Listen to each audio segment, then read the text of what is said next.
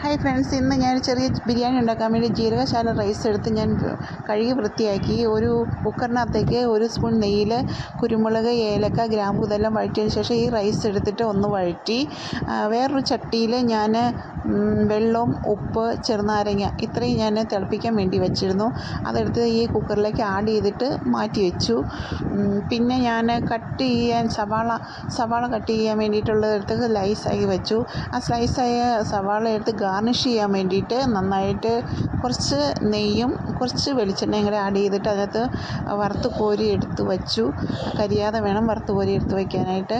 പിന്നെയുള്ള മുന്തിരിങ്ങ എടുത്ത് വറുത്ത് അത് മാറ്റി വെച്ചു. സവാള, തക്കാളി, മല്ലിയില ഇതെല്ലാം എടുത്ത് ഒന്ന് വഴറ്റിയതിന് ശേഷം കുക്കറിലിട്ട് വേവിച്ച ചിക്കൻ എടുത്ത് മല്ലിയും മുളകും വറുത്ത ചട്ടിയിലേക്ക് എടുത്ത് വെച്ചു. അത് ഒന്ന് കുറുകാൻ വേണ്ടിയിട്ട് എടുത്ത് വെച്ചു. നല്ല തിക്ക് ഗ്രേവി ആവാൻ വേണ്ടിയിട്ട്. ഒരുപാട് ചാറായി കഴിഞ്ഞാൽ ഒരു രസമില്ല. അപ്പോൾ അങ്ങനെ അത് കുറുകി പാകമായിട്ടിരിക്കുന്നു. അപ്പോൾ ചട്ടിയിലേക്ക് ഗാർണിഷ് ചെയ്യാൻ വേണ്ടി കറിവേപ്പില, മല്ലിയില ഇതെല്ലാം ഗാർണിഷ് ചെയ്ത് കറി എടുത്ത് മാറ്റി വെച്ചു. പപ്പടം കാച്ചി ഒരു പാത്രത്തിലിട്ട് അടച്ചു വെച്ചു. പപ്പടം എൻ്റെ വീട്ടിൽ എല്ലാവർക്കും ഭയങ്കര ഇഷ്ടമാണ്. അപ്പോൾ അത് തന്നെ 2 പാത്രത്തിലേക്ക് ഇട്ട് വെച്ചു. റൈസ് റെഡിയായി, ഗാർണിഷ് ചെയ്ത് അതെടുത്ത് മാറ്റി വെച്ചു. ചിക്കൻ ഫ്രൈ അതും റെഡി ആയിക്കൊണ്ടിരിക്കുന്നു. ഞങ്ങളതേ പ്ലേറ്റൊക്കെ എടുത്തു കഴിക്കാൻ. Okay, by.